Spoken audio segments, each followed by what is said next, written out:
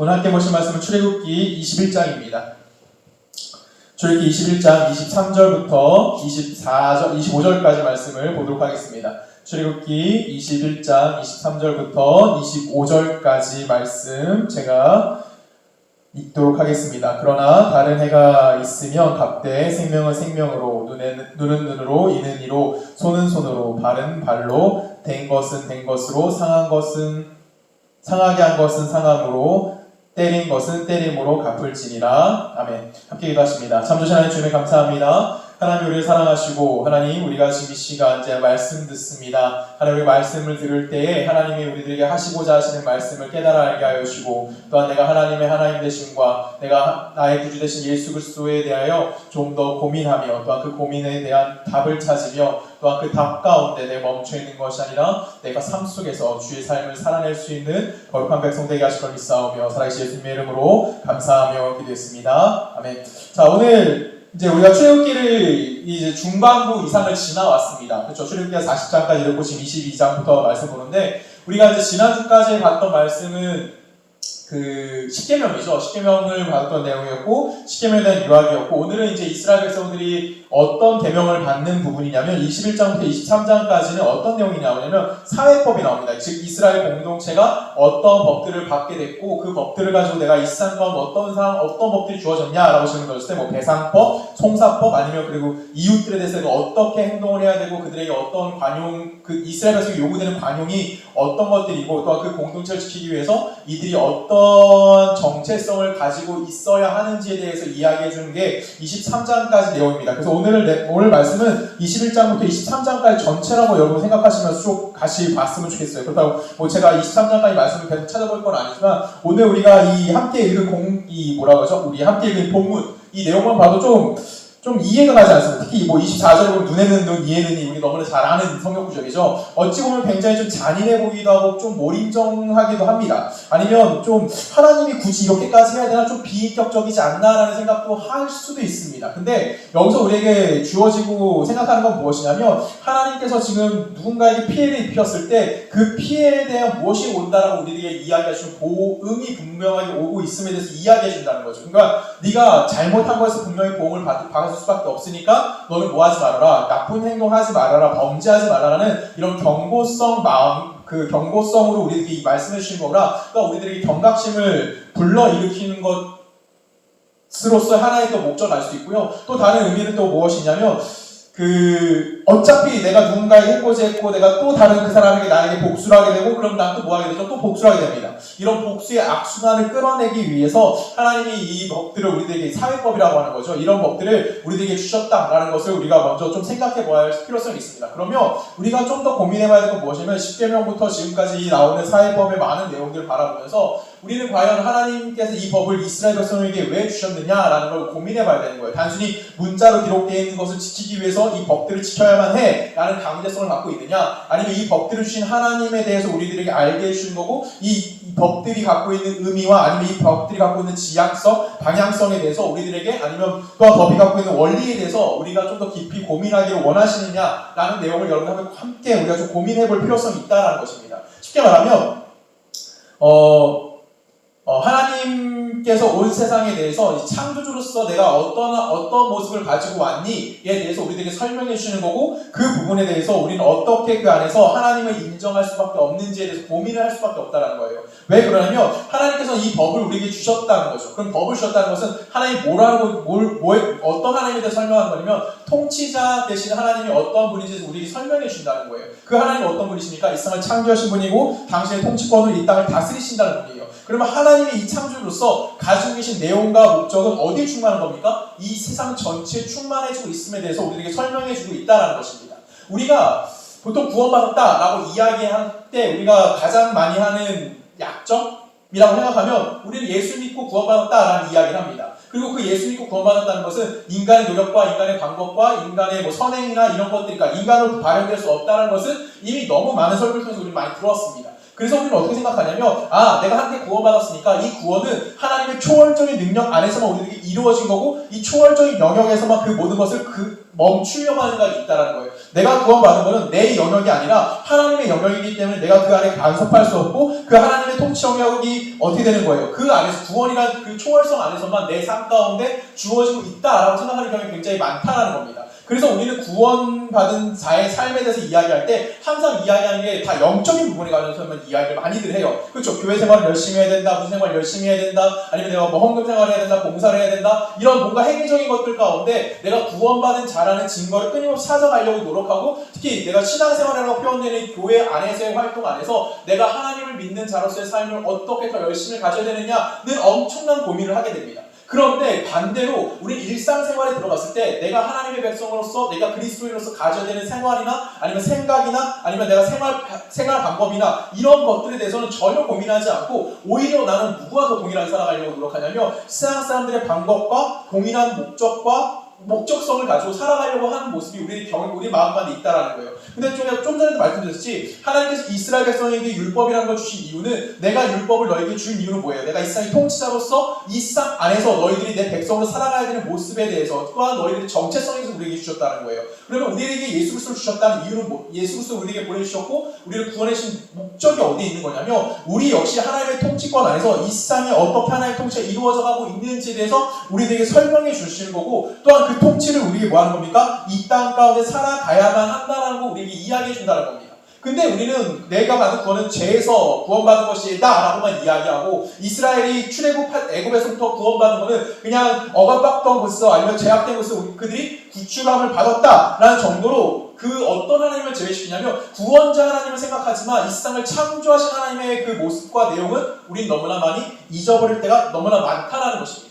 하나님께서 이스라엘 백성을 출애굽시키신 이유가 뭐냐라는 것은 우리가 너무나 많은 시간을 통해서 살펴봤습니다. 단순히 이스라엘 백성을 구원해 주신 것이 아니라 이제는 그 구원받은 백성이 하나님의 통치 영역을 어떻게 살아가야 되는지 또한 하나님의 구원의 여정이 어디에 미치는 거예요? 온 세상에 미칠 수밖에 없는 것에 대해서 하나님은 우리에게 설명해 주셨다는 거예요. 하나님께서 이스라엘을 출애굽시킨 목적지가 어디죠? 단순하게 그냥 이스라엘 백성이 애굽에 탈출한 내용을 다루는 겁니까? 아닙니다. 그거는 제가 누누이 말씀드렸듯이 그거는 출발 시점에 지나지 않은 거예요. 출애굽의 진정한 목적지는 어디냐면 가나안 땅에 들어가는 거예요. 내용상으로 봤을 때 어떤 겁니까? 그 바로의 통치권 안에 있던 삶을 살고 있던 이스라엘 백성들이 이제 누구의 통치권자로 들어가는 거예요? 하나님의 통치권으로 들어가는 겁니다. 세상 가운데 공고한 나라에 살 수밖에 없었던 이스라엘 백성이었고 그들의 삶은 죽음을 향해 걸어갈 수밖에 없었지만 그들을 그 죽음으로부터 하나님이 뭐 하십니까? 당신의 은혜와 당신의 복주심으로 말미암아 그들을 하나님의 백성으로 삼아주셨다라는 거예요. 그리고 삼아주심을 통해서 그들이 어디를 미치게 만드는 거냐면 하나님의 약속의 땅인 가나안에 도달할 수 있도록 하나님이 뭐 하시겠다는 겁니다. 그들을 인도하시겠다라는 겁니다. 이것을 우리는 뭐라고 얘기하면 구원이다라고 이야기하는 거예요. 그래서 구원이 가지고 있는 진정한 의미는 뭐냐면 하나님의 구속사역에만 집중하는 것이 아니라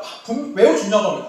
구속사역을 우리가 잊어버리면 되는 건 아니에요. 무조건 구속사역을 가장 기본으로 갖고 가야 되지만 거기에만 멈추는 것이 아니라 우리 시선을 거기에만 좁히는 것이 아니라 어디까지 넓혀야 되는 거예요? 하나님이 원래 이루고자 하셨던 목적이 무엇인지 하나님이 어떤 분이십니까? 이 세상을 창조하신 분이었어요. 그럼 창조주로서 하나님 되심을 누굴 통해 증명하는 거예요? 우리를 통해 증명하기를 원하시는 거고 우리의 삶은 그 창조주신 하나님의 통치가 무엇인지를 이 땅 가운데 뭐하는 자들입니까? 증거하는 자들로 그것을 어디에 실천하는 자들이에요? 내가 살고 있는 삶의 구석구석에 창조주 하나님이 어떤 분인지를 알리면서 살아야 하는 자들이 누구라는 겁니까? 바로 우리들이다 라고 이야기해 준다는 겁니다. 그리고 이스라엘에서 출애굽시킨 목적이 거기에 있다라고 우리에게 이야기하고 계시는 겁니다. 근데 많은 성도들이, 많은 예수 믿는 사람들이 오해하고 있는 것이 무엇이냐면 예수를 믿고 난 다음에 내가 구원받았어. 그랬으니까 이제는 내가 누굴 위해서? 하나님을 위해서 아니면 예수님을 위해서 내가 무언가 일을 하고자 한다던가 아니면 예수님 앞에 뭔가 쓸모있는 사람이 되기를 굉장히 원한다는 거예요.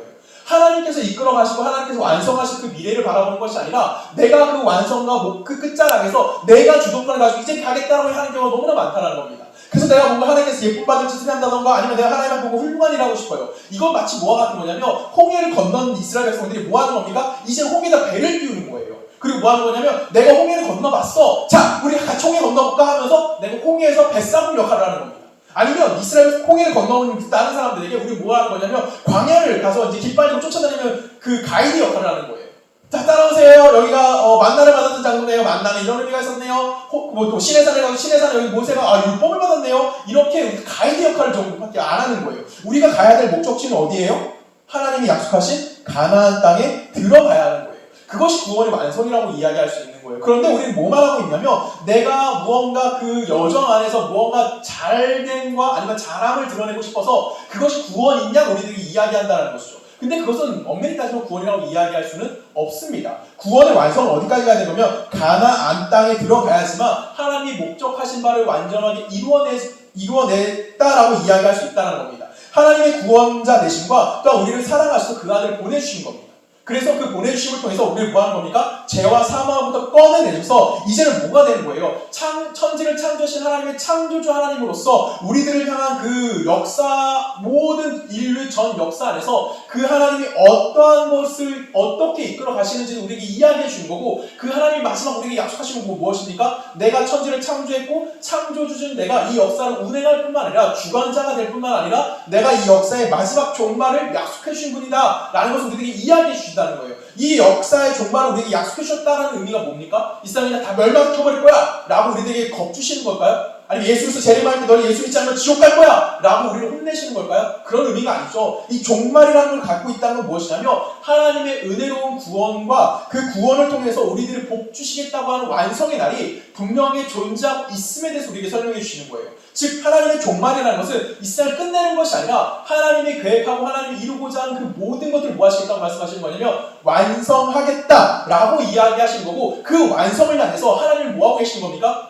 지금도 계속해서 끊임없이 일을 하고 계시는 거예요. 그 일하시는 결과가 바로 우리들로 보여주는 겁니다. 하나님의 구원의 목적을 갖고 계셨고요. 그때 우리를 구원해 주셨고, 우리를 구원받음을 통해서 누구를 알게 되는 겁니까? 하나님이 어떠한 분인지를 알게 되는 거고, 그 구원의 목적이 무엇인지 알게 되는 거예요. 그리고 그 구원의 목적을 알고 나서 이제는 내가 그 하나님이 나를 구원하신 이유가 무엇인가를 알게 되는 거죠. 이걸 우리가 뭐라고 얘기하면 소명이라고 이야기하는 거예요. 그리스도의 소명은 조석은이 목사가 된다던가, 아니면 조석은이 뭐 대단한 일을 한다던가, 아니면 내가 박사가 된다던가, 아니면 대통령이 된다던가, 아니면 내가 빌 게이츠 같이 뭐 돈을 많이 버는 사람이 된다던가, 그래서 하나님께 영광을 드리는 사람이 돼야지 라고 이야기하는 게 소명이 아니라, 소명이라는 것은 내가 하나님이 나를 통해서 이루고자 하신 목적성이 무엇인지 온전히 깨닫는 거죠. 쉽게 말하면 창조의 목적을 회복하는 겁니다. 하나님이 세상을 창조하셨고, 우리를 이 세상 하나님의 통치권 안에 우리를 창조하셨고, 그 통치권을 살아갈 수 있도록 우리를 회복시키신 거고, 그러면 결론적으로 우리를 통해서 무엇이 회복되기를 원하시는 겁니까? 하나님의 창조의 질서가 회복되어지는 것을 누굴 통해서 확인하시는 거예요? 바로 구원받은 나와 여러분들 통해서 하나님께서 그 일을 확인하시고 계신다는 겁니다. 우리는 이 일을 놓치면 안 되는 거예요. 우리가 해야 될 것은 하나님께 예쁨 받을 짓을 하는 것이 아닙니다.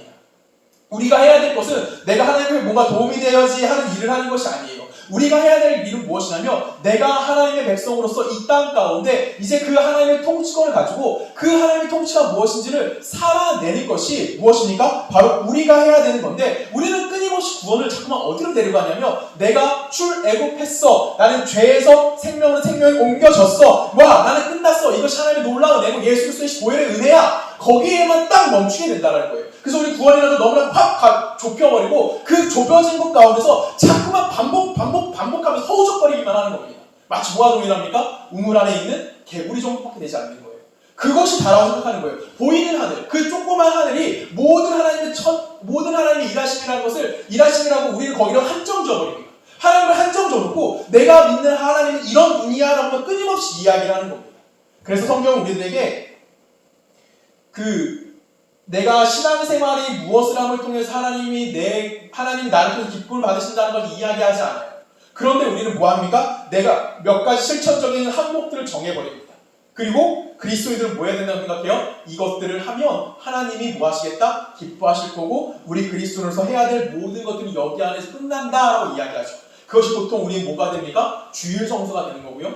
여러분 11조가 될 수 있고요. 헌금 생활일 수 있고요. 아니면 내가 뭐 하는 겁니까? 봉사활동하는 거. 이런 것들로 뭐를 점점 줄이는 거냐면 내가 받은 구원의 역할성, 구원 이후에 그리스도인들이 살아가야 되는 삶에 대해서 우리는 너무나 축약시켜버리는 경향이 매우 많다는 거고, 이것은 우리 그리스도인들이 동일하게 저를 포함한 거의 모든 그리스도인들이 동일하게 범하고 있는, 하나님 앞에 범하고 있는 실수 중에 하나의 모습이 아닐까라는 생각을 합니다. 우리 출애굽기 22장 21절 말씀이 있습니다. 너는 이방 나그네를 압제하지 말며 그들을 학대하지 말라. 너희도 애굽 땅에서 나그네 되었음이니라 라고 말씀하십니다. 지금 여기서 말씀하시는 건 뭐냐면 하나님께서 이스라엘 백성에게 율법을 주신 중요한 이유가 무엇인지에 대해 설명을 해요. 처음에 뭐라고 되어 있냐면 너는 이방 나그네를 압제하지 말라라고 합니다. 여기서 이방 나그네라고 하면 굉장히 많은 범위가 포함돼요. 뭐 이방 나그네는 이방 사람일 수도 있지만 율법이 강조하는 이 이방 나그네가 갖고 있는 건 뭘 포함하냐면 억눌린 자, 가난한 자, 억압받고 있는 자, 이방인, 힘없는 자, 우리 흔히 말하는 누구죠? 고아와 가부, 어디까지 이것이 확장되냐면 원수에까지도 하나님은 확장해 주십니다. 그 말씀이 어디 나오면 출애굽기 23장에 나와요. 23장 4절에 보면 이렇게 말씀합니다. 내가 만일 내 원수의 길 잃은 소나 나귀를 보거든 반드시 그 사람에게 돌릴지며 라고 말씀하십니다. 지금 뭐래요? 너의 원수의 길을 잃은 소나 나귀를 보면 뭐하래요? 그거 가져가라고요? 아니요. 그거 더 멀리 보내라고요? 아니요. 뭐하라고요? 그 원수에게 데려다 주라는 거예요. 25절 5절에 뭐라고 얘기합니까? 내가 만일 너를 미워하는 자의 나귀의 짐을 싣고 엎드러짐을 보거든 내 원수의 나귀가 짐을 싣어서 힘들어 넘어진 걸 보면 그걸 뭐하래요? 그것을 버려두지 말고 그것을 도와 그 짐을 부릴지니라 라고 얘기합니다. 지금 하나님께서 어디까지 이걸 확정되고 싶으냐면 예수님이 나중에 뭐라고 말씀을 원수를 사랑하라 너희를 핍박하는 자를 위해 기도하라 까지 가는 내용까지 예수님께서 이걸 확장시켜 말씀하시는 거고 율법 안에서 뭐라고 얘기하고 있는 거예요? 너 원수의 것이 잘못된 걸 봤어? 그럼 그걸 뭐 해주라고요? 도와주라고요. 그냥 지나치지 말라는 거예요. 이건 뭐와 동일한 겁니까? 원수를 사랑하라는 그 예수 그리스도의 계명과 동일한 선상에서 있는 거예요. 너를 핍박하는 자에서 뭐하라? 기도하라는 그 말씀과 동일한 선상에 있는 거예요. 왜 이스라엘에서 이걸 요구하실까요? 하나님 이스라엘 백성이 뭘 그들이 하나님 앞에 뭔가 대단한 걸 하기를 원하시기 때문에 이런 걸 요구하실까요?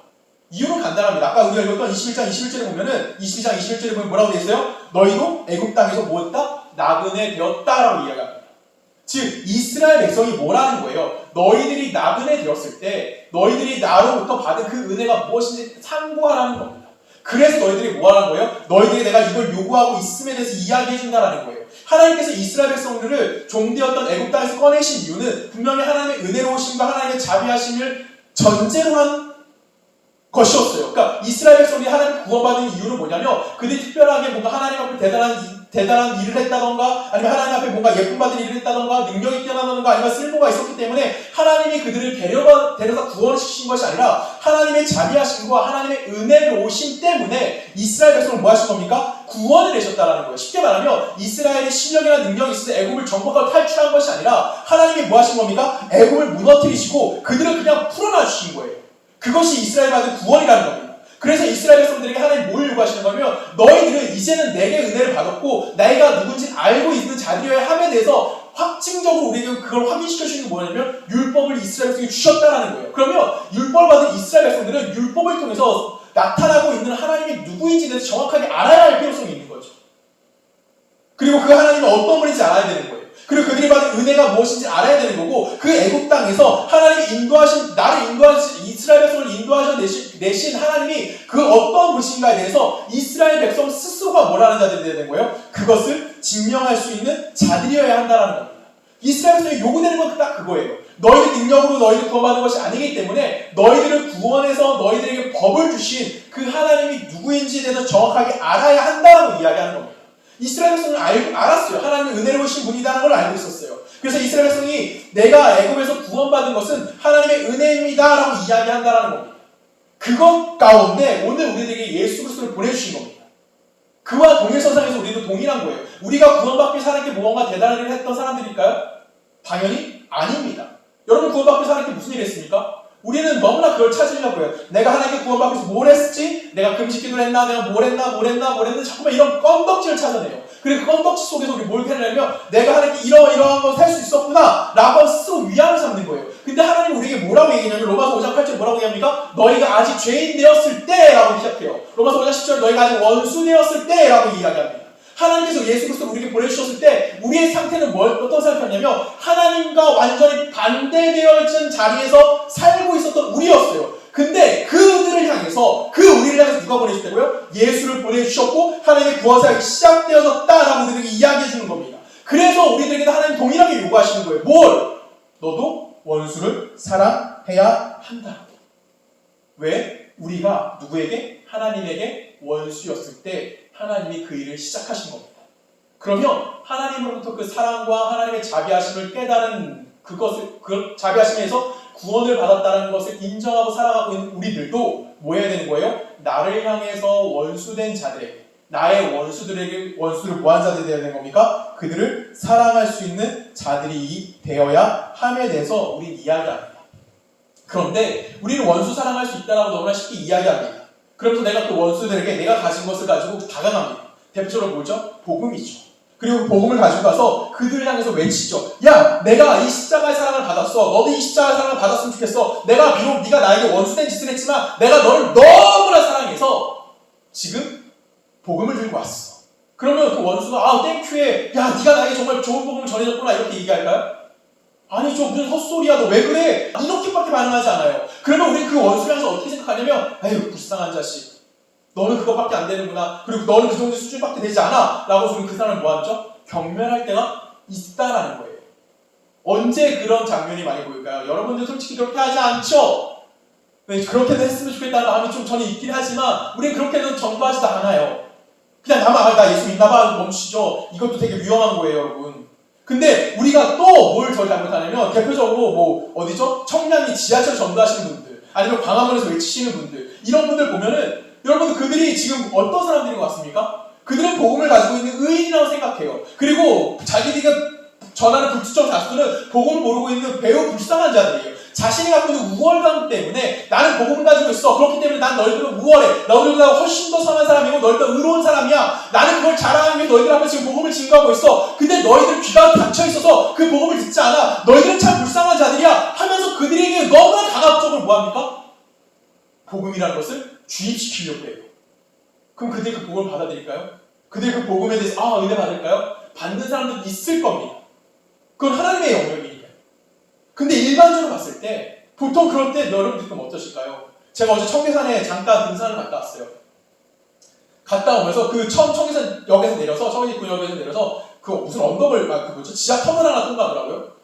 근데 그 지하 터널 입구에 어떤 할아버지나 할머니까지는 아닌데 그냥 한 50대, 60대 되시는 분들 두 분이서 너무나 크게 찬송가를 부르고 있었어요. 아무도 안 듣습니다. 그렇다고 그분들이 하는 그것이 잘못됐다고 이야기할 수는 없어요. 근데 저는 그분들 저분들 전도하시나 보다 하고 등산하고 내려왔습니다. 그리고 제가 식당 가서 밥을 먹었는데 어떤 분이 이제 갑자기 자기가 계산할 때 막 떠드시는 거예요. 누군가가 내가 계산할 거야 막 이러시는 거예요. 그래서 어떤 할머니가 내가 당신들에게 지금 밥 사줬어요 막 이렇게 자랑하더라고요. 근데 그분들이 누구였냐면 복음을 전하기 위해서 거기서 찬양을 부르고 계셨던 분들이었어요. 식당에 온통 소란이 있습니다. 그분들에게. 뭘까요 이게? 그분들이 왜 서로 바꿔내겠다고 그렇게 큰 소리를 쳤을까요?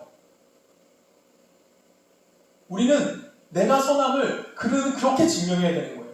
내가 복음을 갖고 있으니까 내가 우월해. 내가 좀 너희들보다 좀 더 선해. 내가 예수를 내고 너희들 좀 더 잘 믿어. 그러니까 내가 너희들 이런 모습을 보이고 있는 거야. 라고 뭘 갖는 거예요? 자기의 정체성을 스스로 만들어가는 거예요. 우월감 속에서.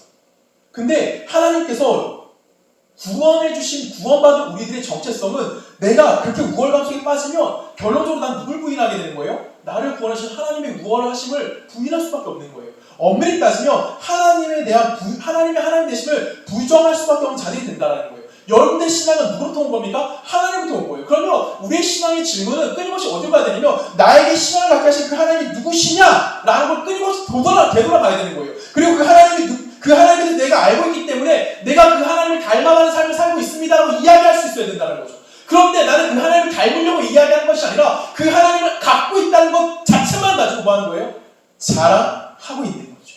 우리 뭘 놓친 겁니까? 하나님의 하나님 되심의 가장 기본을 놓치고 있는 거예요. 그래서 하나님께서는 이스라엘 백성들에게 율법을 주시기 전에 내가 어떠한 하나님인지를 먼저 그들에게 알려주셨어요. 그리고 성경은 이 알려주심이 끊임없이 반복되고 또 반복됩니다. 출애굽기 19장으로 갈까요? 19장 5절입니다. 세계가 다 내게 속하였나니 너희가 내 말을 잘 듣고 내 언약을 지키면 너희는 모든 민족 중에서 내 소유가 되겠고 너희가 내게 대하여 지상나라가 되며 거룩한 백성이 되리라. 너는 이 말을 이스라엘 자손에게 전할지니라. 아멘. 지금 뭐라고 말씀하십니까? 하나님이 세계가 다 내게 속하였다라고 얘기합니다. 여기서 말하는 세계는 모든 세계예요. 그러니까 창조 세계를 얘기하는 거예요. 하나님이 만드신 이 모든 세계는 누구 거라는 거예요? 하나님 거라는 거예요. 그들 중에서 하나님 뭐 하셨다고요? 내가 너희를 뭐 삼았대요? 제상 삼았다는 거예요. 내가 너희를 뭘 삼았다고요? 거룩한 제상 나라를 삼았고 거룩한 백성이 되게 했다는 거예요. 왜? 내 모든 세계가 다 내 건데 내가 너희들을 뭐 하겠다는 거야? 너희들을 먼저 세움을 통해서 이 세계 가운데 구원이 어떻게 이루어지는지에 대한 표본을 너희들에게 보여주겠다고 이야기하는 것이 너희들이 특별하기 때문에 이스라엘 너희들이 너무나 대단하기 때문에 너희들이 나에게 너무나 대단한 일이기 때문에 내가 너희를 선택했다고 이야기하는 것이 아니라 너희들을 내가 선택해서 이 온 세상에 미칠 구원이 어떠함에 대해서 먼저 보여주기 위해서 너희들을 선택했다는 겁니다. 쉽게 말하면 하나님의 계획과 하나님의 뜻이 이스라엘, 그러니까 전 세계의 하나님의 뜻과 하나님의 계획이 너희들로부터 뭐 하는 거예요? 시작됐다는 거예요.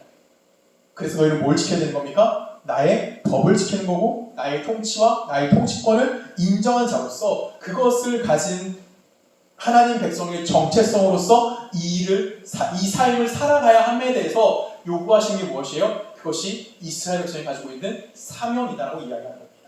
오늘 우리 그리스도인들에게도 동일한 사명이 던져지는 거예요. 예수 그리스도를 믿었어요? 그 믿음을 통해서 우리는 뭐 하는 겁니까? 내가 하나님의 백성으로서 구원받은 자로서의 삶이 무엇인지 이 세상 가운데 보여주는 자로서의 선택받아진 자들이라는 거예요. 그리고 이 선택은 나에서만 끝나는 것이 아니라 어디까지 이루어지는 건가? 하나님의 창조 세계 안에서 이루어지는 거예요. 그래서 하나님께서 우리에게 요구되는 게 뭐예요? 하나님의 백성으로 살 것이냐? 아니면 세상의 통치권자를 살 것이냐? 출애굽으로 이야기하며 하나님의 백성이냐? 바로의 백성이냐? 이 두 개의 삶으로 우리에게 이야기하는 거예요. 바로 밑에서의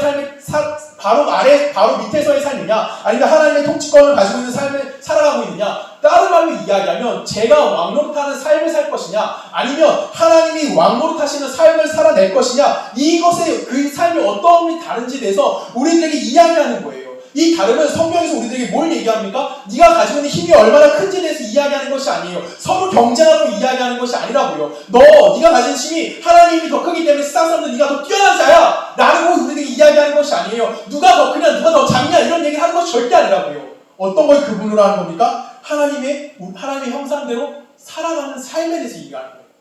하나님이 누구시고 그 하나님이 요구하는 삶이 무엇이고 그 하나님 백성들과 어떻게 살아가고 하나님의 그 백성을 어떻게 만들어 가시느냐 그 삶이 우리를 통해서 보여주는 겁니다. 마태복음 20장을 가봅니다. 25절입니다. 예수께서 제자를 불러다가 이르시되 이방인의 집권자들이 그들의 임의로 주관하고 그 고관들이 그들에게 권세를 부리는 줄을 너희가 알거니와 너희 중에는 그렇지 않아야 하나니 너희 중에 누구든지 크고자 하는 자는 너희를 섬기는 자가 되고 너희 중에 누구든지 띠이 되고자 하는 자는 너희 중에 종이 되리라 하리라. 인자가 온 것은 섬김을 받으려 함이 아니요 도리어 섬기려 하고 자기 목숨을 많은 사람의 대속물로 주려 함이니라 라고 얘기합니다.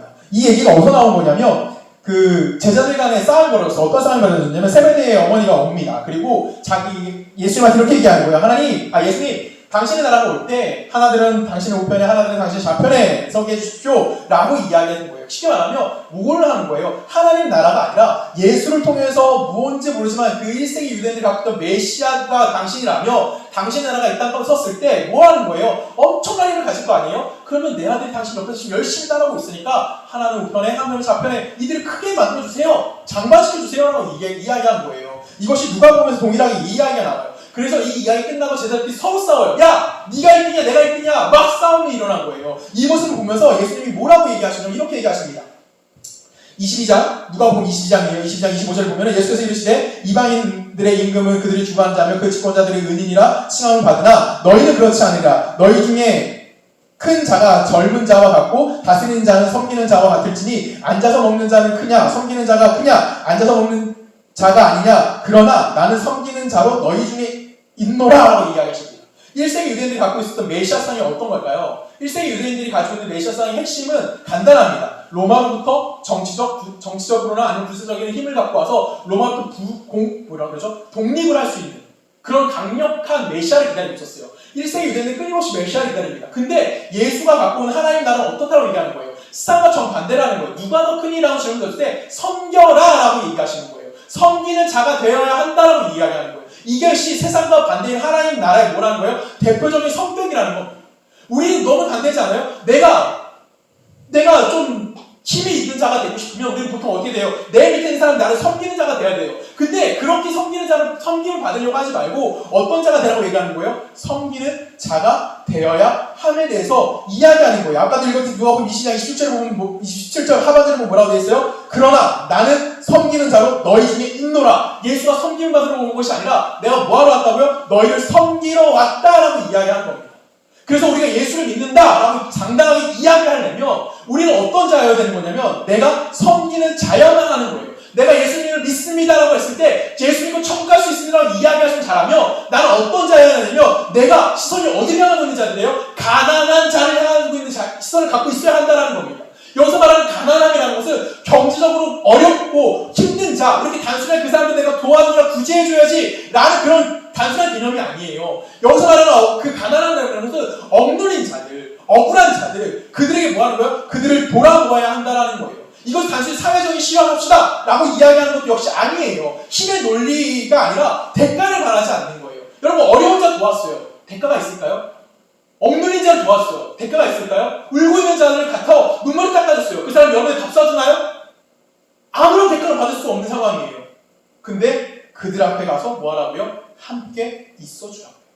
하나님의 나라는 이것이 가장 근본된 질서인 겁니다. 하나님의 나라는 불쌍한 자를 돕는 거예요. 억눌린 자와 함께 하는 겁니다. 세상에 고통받는 자들과 함께 아파해 주는 거예요. 그렇다고 그들을 우리가 문을 해결해 줄 수 있는 건 아니에요. 함께 고통받고 함께 아파하고 함께 울어주는 것, 그것이 예수를 믿는다라고 이야기하는 거예요. 예수님께서 공생의 기간 동안 수많은 병자들과 수많은 진들을 내어줬습니다. 그리고 예수님은 항상 그들과 함께 하셨어요. 왜 그러셨을까요? 제가 좀 빠르게 읽을게요. 마태복음 14장 14절입니다. 예수께서 나와서 큰 무리를 보시고 불쌍히 여기사 그 중에 있는 병자를 고쳐 주시니라. 뭐라고 해서 불쌍히 여기사. 마태복음 20장 34절에 보면 맹인을 향해서 예수님이 이렇게 얘기해요. 예수께서 불쌍히 여기사 그들의 눈을 만지시되 곧 보게 되어, 또 마가복음 1장 41절에 나병 환자를 고칠 때 예수께서 불쌍히 여기사 손을 내밀어 그에게 대시며, 또 누가복음 7장 13절에 보면은 주께서 과부를 보시고 불쌍히 여기사, 요한복음 11장 33절에 보면 예수께서 그가 오는 것과 또한 함께 온 유대인들이 오는 것을 보시고 심령이 비통히 여기사 불쌍히 여기사라고 얘기하십니다. 이 나사로에 있거든요. 예수님이 그들과 함께 하셨던 이유는 다 뭐로 되어 있어요? 불쌍히 여기셨다라고 되어 있어요. 그 불쌍히 여겼다는 게 뭘까요? 아, 불쌍히 찌찌찌찌 이걸까요? 아니에요. 내가 그들과 함께 살아간다는 거예요. 이게 기독교라는 겁니다. 힘을 갖는 게 기독교가 되는 것이 아니에요. 건물을 갖고 있는 게 기독교라고 이야기하는 것이 아니라 내가 누구와 함께 있는 거예요? 예수가 보였던 것처럼 우리도 그렇게 그들을 향해서 불쌍히 여기는 마음을 가져야 한다는 겁니다. 제가 예전에 그 주기도문 할 때 저기 얘기를 했을 거예요. 롯, 그쵸? 아브라함 조카 롯에 대해서 잠깐 얘기하면서 우리도 롯과 같이 불쌍히 여기는 마음을 가져야 함에 대해서 이야기했을 겁니다. 우리가 왜 롯과 같은 자가 되는다고 얘기했을까요? 롯이 소돔과 고모라를 바라보면서 성문 앞에 앉아 있었다라는 단서가 나와요. 그럼 성문 앞에 앉아 있었다는 건 뭔 얘기하는 거였다고 말씀드렸냐면, 성이 그 소돔과 고모라 성이 죄악된 모습을 바라보면서 아무것도 할 수 없는 자신을 바라보면서 자신의 무능함을 깨달았다는 거예요. 그러면서 속상해요, 불쌍한 마음 갖고 있었다는 게 누구라는 겁니까? 그것이 아브라함 조카였다는 거예요. 우리가 지금 그런 그리스도인이 되어야 된다는 겁니다. 내가 예수를 믿는다고 이야기했을 때 나만 복 받고 나만 잘 살고 나만 잘 먹고 잘 삽시다라고 이야기하는 것이 아니라 내가 나보다 어렵고 세상에 억눌리고 정말 힘들어하고 도움이 필요한 자들을 향해서 내 시선이 그들을 향해야 한다고 이야기하는 거예요. 왜요? 예수가 그렇게 했기 때문에 여러분들이 구원받을 수 있다는 거예요. 우리가 구원받을 수 있는 이유는 거기에 있는 거예요. 하나님이 여러분을 불쌍히 여겨주시고 하나님의 자비하심과 하나님의 은혜로우심으로 여러분을 불러내주셔서 그곳 가운데서 이제 죽음이 아니라 하나님의 생명력 아래서 뭐하고? 하나님의 통치권을 실현하면서 살아내라고. 그것이 기독교가 가지고 있는 힘이다라고 이야기하는 겁니다. 근데 우리는 자꾸만 세상이 갖고 있는 힘을 얘기해요. 기독교가 힘을 가져야 된다고 얘기해요. 광화문에 가서 외쳐야 된다고 얘기해요. 외쳐야 될 필요성이 있으면 외쳐도 됩니다. 근데 무조건적으로 기독교를 탄압하고 있으니까 우리 이 탄압에서 벗어나야 돼! 하면서 외치면 될까요? 그렇게 힘을 가지면 좋을까요? 그럼 하나님, 와, 대한민국 기독교 대단하구나. 세상적으로 인정하셨구나. 내가 여기다 하나님 나라를 세울게 이러실까요? 절대 그렇지 않으세요. 기독교의 힘은 십자가입니다. 십자가는 세상의 공격에 죽은 자예요.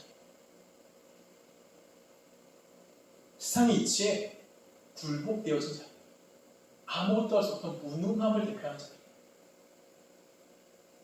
근데 그것이 기독교가 가지고 있는 최고의 힘이에요.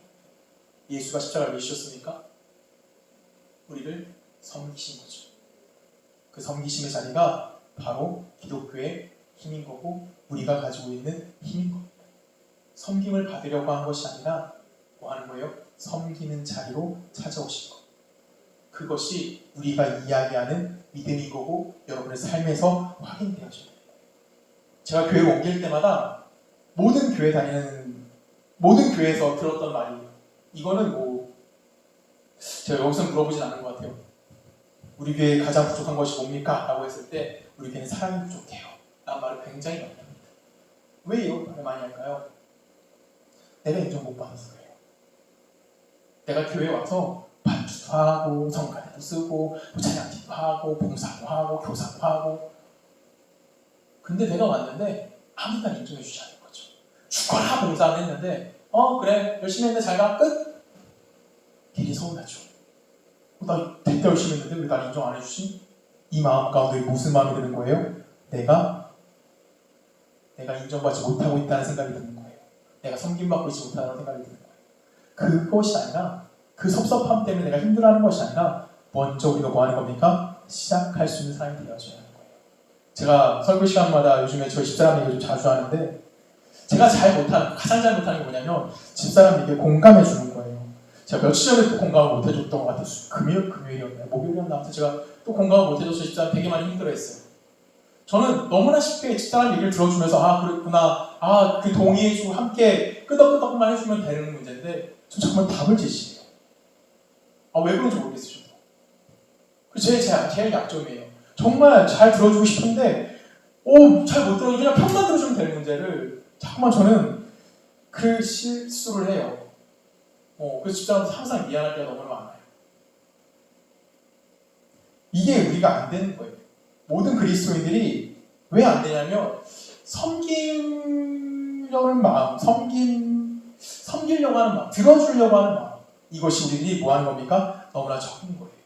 우리들은 이것이 뭐냐면 이것이 우리 삶에서 끊임없이 이루어져 있는 우리의 사명이다라고 생각해야 되는 겁니다. 내가 타인의 이야기를 들어주고 타인을 섬겨주는 거. 우리는 이런 일을 매일같이 경험하는 거예요. 아침에 출퇴근할 때 내가 누군가의 자리를 양보해야 되는 거. 왜 양보해야 되죠? 착한 사람이라서요? 아니에요. 내 안에 예수의 통치권이 있기 때문에 내 안에 하나님의 통치가 살아있기 때문에 그래서 나보다 힘든 자를 향해서 내가 그들을 섬겨주는 자리를 내려가는 거예요. 내가 부모님 앞에, 내가 집사람 앞에, 내가 남자친구 앞에, 내 여자친구 앞에, 내가 세상 앞에 어떻게 쓰는지 우리 끊임없이 공경을 당하고 그 공경 속에서 우리 끊임없이 그 안에서 내가 하나님 앞에서 어떤 자로 섬겨야 되는지 끊임없이 찾아가요. 근데 우리는 어디를 찾아가냐면 자꾸만 내가 세상과 동일한 시점을 가지고 높은 자리로 올라가서 내가 박수 받고 큰 소리 씻는 자리까지 올라가고 싶어 한다는 거예요. 그래서 우리는 뭐 하는 겁니까? 끊임없이 넘어지고 끊임없이 하나님께 그걸 요구하니까 여러분의 기도가 뭐 하지 못하는 거예요? 응답받지 못하고 있는 거예요. 여러분 뭐 하셔야 됩니까? 섬기는 자가 되십시오. 우리는 누군가에게 종이 되어줄 수 있는 사람이 되어야 하는 거예요. 예수님 십자가 달려 돌아갔을 때 그 앞에 있던 모든 사람들이 예수님을 조롱했습니다.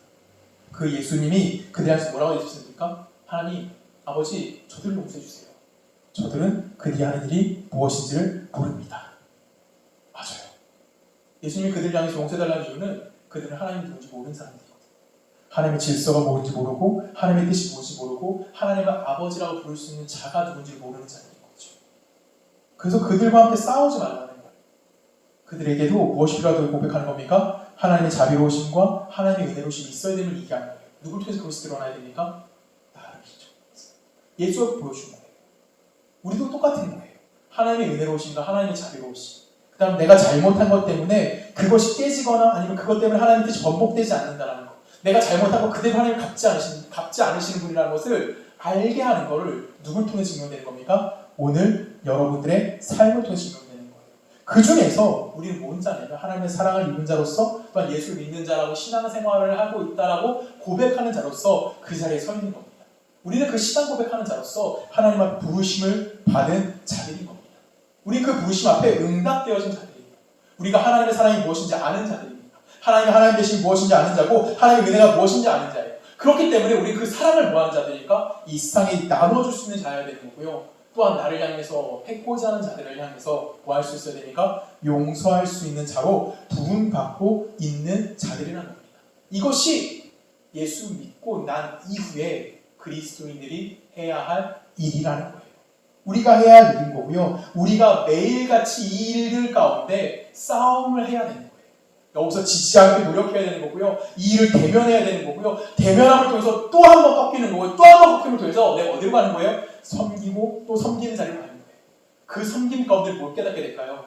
내 삶을 채우시는 하나님을 경험하는 겁니다. 그 내 삶을 채우시는 하나님을 통해서 여러분 뭘 경험하시냐면 하나님도 공급되어진 기쁨이 무엇인지를 알 수 있는 거예요.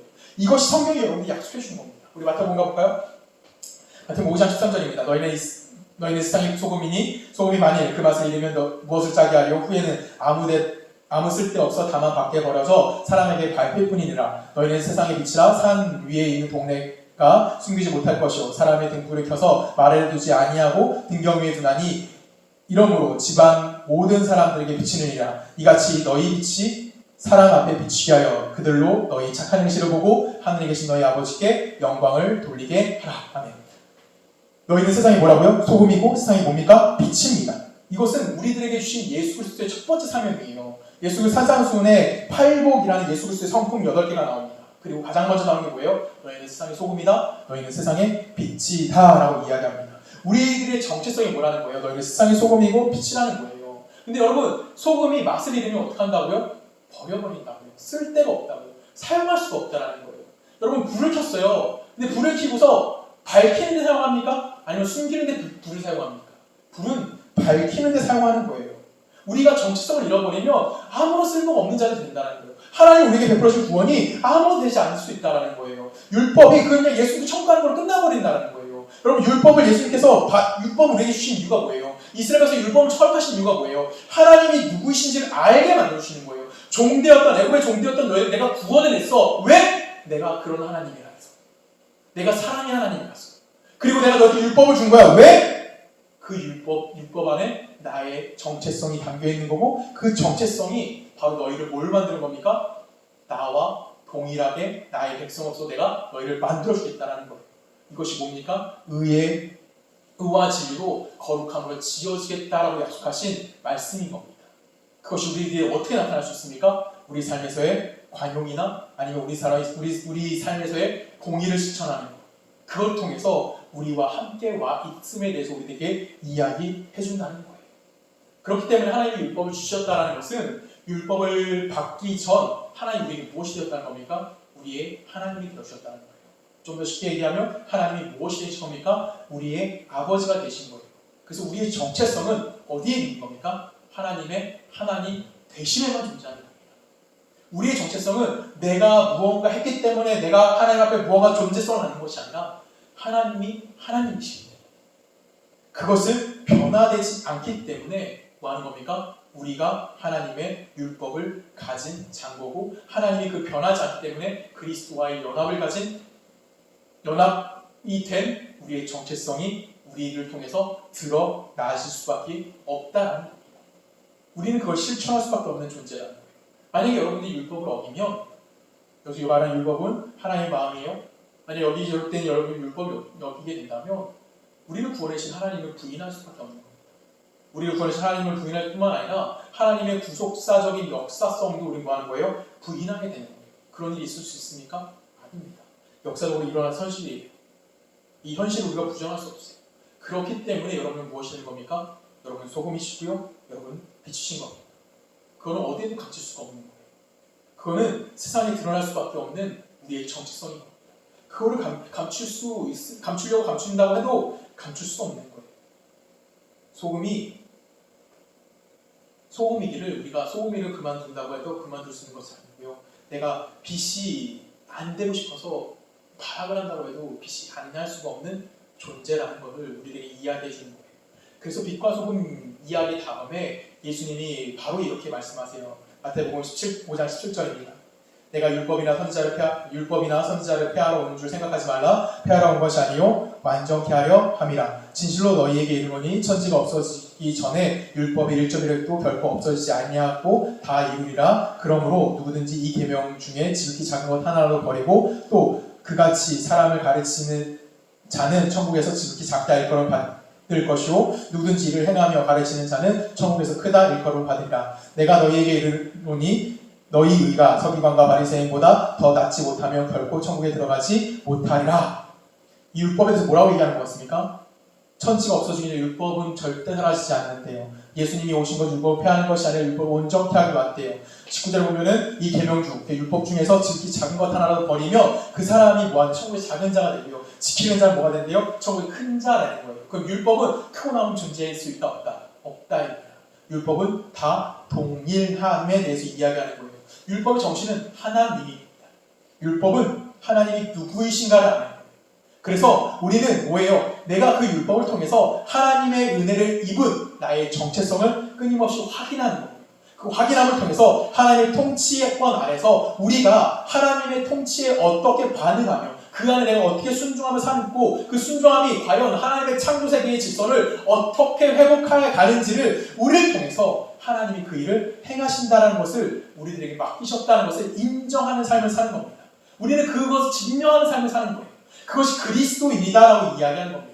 그래서 지금 여기서 20절에 뭐라고 얘기해요? 내가 너희에게 이르노니 너희 의가 너희가 이렇게 증명하는 삶이 서기관과 바리새인보다 낫지 못하면 결코 어디 갈 수 없다? 천국에 들어갈 수 없다라고 이야기하는 겁니다. 그러면 서기관과 바리새인 갖고 있는 의가 뭡니까? 종교성이죠. 그들은 금식을 했고요. 그들은 신앙적인 엄청나게 바르게 살려고 노력합니다. 끊임없는 신앙생활만 합니다. 우리도 근데 이거에서 벗어나지 못하시죠. 여러분 신앙이 좋다라고 이야기하는 것부터 우리는 잘못된 거예요. 누가 신앙이 좋다고 판단하죠? 무슨 52주 주의 성수하면 신앙이 좋은 겁니까? 11절 내면 11절 1원 1푼도 틀리지 않고 내면 그거 신앙이 좋은 걸까요? 우리는 자꾸만 무언가 한 걸 통해서 뭘 증명하려고 하냐면 율법의 정신을 빼버리고 그 판단 기준만 남겨놓고 있는 거예요. 율법이 정말 우리들이 요구하는 것은 율법 안에 담겨져 있는 무엇입니까? 하나님입니다. 하나님의 하나님 되심. 그리고 그 하나님 되심이 우리 삶에 적용이 돼야 됩니다. 근데 우리가 나뿐만 아니라 타인에게도 뭐 하는 거예요? 자꾸만 그런 잣대 갖다 붙입니다. 하나님의 정체성을 빼버리고 자꾸 우리 행위적인 걸 갖고 물어봐요. 이거 했니? 저거 했니? 성경을 읽었니? 기도를 했니? 교회 와서 봉사를 했니? 이것보다 먼저 앞서야 되는 것은 내가 예수를 믿는 자이냐, 내가 구원을 받은 자로서 하나님의 공의와 하나님의 정의와 하나님의 인애를 실현하는 자냐, 너희는 이 세상의 소금이냐 빛이냐 라는 질문을 끊임없이 해야 하는 거고, 그것에 대한 답을 먼저 찾아야만 하는 거예요. 우리가 그 답을 찾지 않으면 우리의 기도는 하나님이 한 번도 응답하지 않을 겁니다. 우리가 대표적으로 하는 잘못된 기도라고 할 수는 없지만 꼭 해야 되는 기도 중에 하나지만, 하나님 우리나라 대통령이 예수 믿는 대통령이 될 수 있게 해주십시오.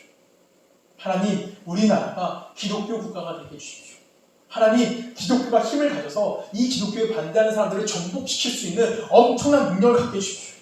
아니면 또 어디까지 가나요? 하나님 1907년 평양 대부흥의 역사가 다시 한번 이 땅 가운데 이루어지길 원합니다. 이런 기도하고 있는 거예요. 이 기도가 의미 없는 기도는 아닐 겁니다. 근데 이 기도가 하나님이 진정 우리들에게 요구하시는 기도냐 라고 질문하셔야 되는 거죠. 이런 기도에 앞서서 먼저 내 개개의 일들이 하나님 앞에 예수를 통해서 신앙을 고백할 수 있는 자들로서 먼저 회복이 이루어진 것이 1순위입니다. 내가 그 회복이 이루어지지 않은 상태에서 끊임없이 기도만 해봤자 내가 하나님이 누군지도 모르는데, 하나님이 하나님 되신 뭔지도 모르는데, 하나님의 창조의 섭리가 무엇인지 모르는데, 하나님의 창조의 질서 회복한다는 것이 무엇인지도 모르는데, 정말 달라고만 하면 하나님께서 그것을 우리에게 이루어 주실까요? 아닙니다. 그래서 우리는 내 정체성을 매일같이 반복적으로 도전하시고 고민하셔야 되는 거예요. 이것이 내 신앙 싸움의 유일한 방법입니다. 내가 신앙생활을 하면서 우리들만 할 수 있는 유일한 특권이기도 한 거예요. 내가 신앙생활을 하면서 내가 유일하게 자랑할 수 있는 것 중에 하나가 이거예요. 나 오늘도 그리스도로 바르게 살았는지, 내가 오늘도 하나님과 하나님의 통치권 안에 살았는지 고민해보겠다. 오늘 내가 회사에서 겁나 힘들었는데, 내가 오늘 직장에서 너무나 아팠는데, 내가 오늘 사회에서 너무나 힘들었는데, 내가 오늘 세상에서 너무나 힘들었는데, 그 힘든 것 가운데서 난 오늘 그리스도인으로 살았어 라고 이야기할 수 있지. 그것이 여러분들이 질문하는 겁니다. 이스라엘 백성이 애굽을 출애굽했고요, 벗어나 가나안 땅에 들어가는 것, 죄에서 예수를 믿게 만드셨고요, 이제 하나님의 백성의 신앙 고백하는 자리로 가는 삶, 그것이 오늘 우리에게 허락된 거예요. 그 고백되어진 삶 가운데 우리의 무능한 날도 분명히 존재합니다. 내가 열심히 내지 못했고요, 내가 게으른 날도 있었고요, 내가 정말 무익한 모습을 살았을 때 너무나 많을 겁니다. 근데요, 그것이 우리를 하나님으로부터 떨어지게 하진 않는다는 겁니다. 그런 날들이 우리 스스로 망가지게 만들진 않아요. 비록 내가 실수하는 날도 있을 수 있고요, 내가 비록 하나님을 거절하는 날도 있을 수 있습니다. 그런데 하나님은 그 하나님 되심을 결코 포기하지 않으시는 거예요. 그래서 우리에게 당신의 삶을 부여한 그 순간부터 하나님은 뭘 하신 겁니까? 창조를 회복시켜 주시는 겁니다. 누구 안에? 여러분들 한 사람 한 사람 한 사람 안에.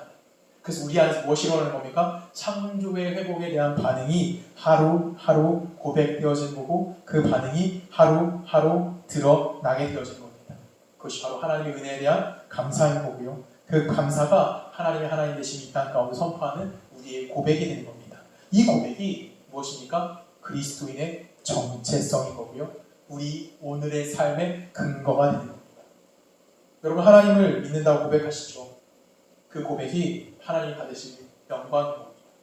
그 고백이 우리 삶이 이 고백으로 연결되는 거고요, 또 다른 고백으로 연결되는 거고, 다시 연결되어서 그 연결이 하나님의 영광의 자리로 만들어지는 거고, 하나님의 거룩한 백성으로 지음받고 하나님의 나라가 되는 거고, 하나님의 백성이 되는 자리까지 우리를 이끌어 간다는 사실 여러분이 기억하시면서 그 고백 가운데 오늘 하루를 승리하시길 주님의 이름으로 부탁드립니다. 함께 기도하십니다. 참 주님 감사합니다. 하나님 우리를 사랑하시고 오늘 우리에게 하나님 백성됨에 대해서 알려주신 너무나 감사합니다. 하나님 이스라엘 백성들을 구원하셨고 그들에게 율법을 주셨던 유일한 이유는 하나님의 하나님 되심이었습니다. 하나님 우리를 십자가에서 구원하셨고 우리를 당신의 백성 삼아주셨고 오늘이라는 시간을 허락하셨고 우리에게 천국을 허락하신 이유는 역시 하나님의 하나님 되심이고 하나님의 섬기심의 모습이었습니다. 하나님 우리가 예수 그리스도를 믿는다라고 고백하면서 내가 높이 올라가려고 하지 않게 하시고 예수가 걸어갔던 그 길을 동일하게 걸어 나갈 수 있는 주의 백성들 될 수 있도록 우리와 함께하여 주시옵소서. 언제나 그 고백 앞에 우리가 하나님을 인정하게 하실 것 믿사오며 살아계신 예수 이름으로 감사하며 기도했습니다. 아멘. 하늘에 계신 우리 아버지여, 이름이 거룩하게 받으시오며 나라가 임하시오며 뜻이 하늘에서 이루어진 것 같이 땅에서 이루어지이다. 오늘 우리에게 일용할 양식을 주셨고 우리가 우리에게 죄 지은 자를 사하여 준 것 같이 우리의 죄를 사하여 주셨고 우리를 시험에 들게 하지 마시옵고 다만 악에서 구하시옵소서. 나라와 권세와 영광이 아버지께 영원히 있사옵나이다. 아멘.